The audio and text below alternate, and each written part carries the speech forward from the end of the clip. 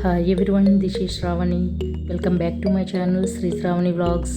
ఈరోజు మన వీడియోలో ఎస్టర్డే వెదర్ చాలా కూల్గా ఉంది కదా, అందు గురించి నేను హాట్గా బిర్యానీ చేశాను. ఆ వీడియో అయితే పోస్ట్ చేస్తున్నాను. ముందుగా ఒక వెడల్పాటి గిన్నె తీసుకుని నేనైతే కుక్కర్ తీసుకున్నాను. దానిలో కొద్దిగా ఆయిల్ వేసి,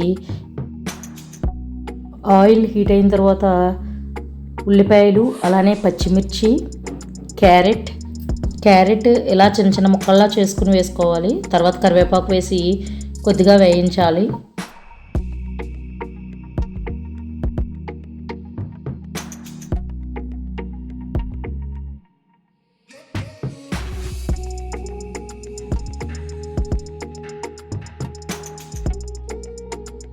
ఇప్పుడు ఈ బిర్యానీ సామాగ్రిని ఇందులో వేసి వేయించుకోవాలి.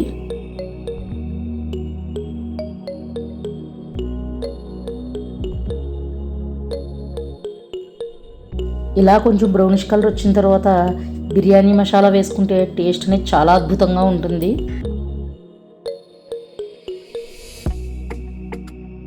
ఇప్పుడు దీనిలో ముందుగానే ప్రిపేర్ చేసి ఉంచుకున్నాను అల్లం, వెల్లుల్లి, ధనియాలు, లవంగాలు, జీలకర్ర, వీటన్నింటినీ కలిపి పేస్ట్ చేశాను. ఆ పేస్ట్ ఇందులో వేసి బాగా వేయించుకోవాలి. మసాలా వేగిన తర్వాత మనం ఒక గిన్నెతో రైస్ తీసుకున్నామంటే 2 గిన్నెలు వాటర్ పోయాలి.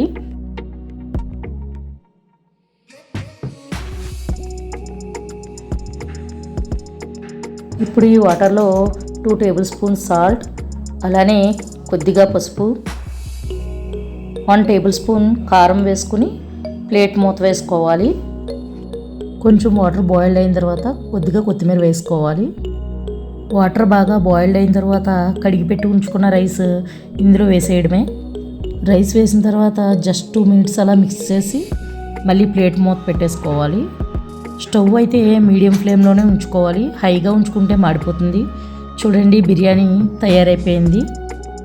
పొడి పొడిలాడుతూ ఎంత చక్కగా ఉందో చూడండి. బిర్యానీ రెడీ అయిపోయింది కదా. ఇప్పుడు ఫైనల్గా కొత్తిమీరతో గార్నిష్ చేసుకున్నాను. టేస్ట్ అయితే చాలా బాగుంటుంది. తప్పకుండా మీ అందరూ ట్రై చేయండి. ట్రై చేసి ఎలా ఉందో నాకు కామెంట్ సెక్షన్లో షేర్ చేయండి. దీనిలోనికి రైతా చాలా బాగుంటుంది. సో రైతా తయారు చేసుకున్నాను. అలానే చికెన్ కర్రీ కూడా తయారు చేసుకున్నాము.